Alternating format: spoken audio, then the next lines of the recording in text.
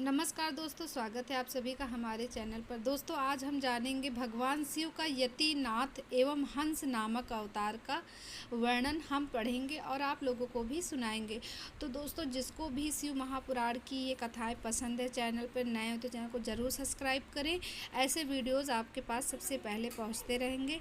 दोस्तों, shorts video में थोड़े थोड़े से भाग को रोज़ डालते हैं, उसे आप रोज़ श्रवण करें और आगे की कथा का लाभ प्राप्त करें। हे महादेव, जो कोई भी आपकी इस कथा का श्रवण कर रहा है उसके परिवार पर सदैव अपनी कृपा बनाए रखना।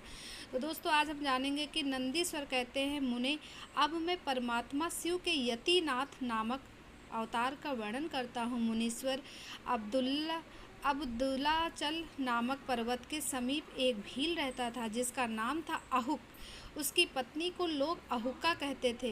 वह उत्तम व्रत का पालन करने वाली थी। वे दोनों पति पत्नी महान शिव भक्त थे और शिव की आराधना पूजा में लगे रहते।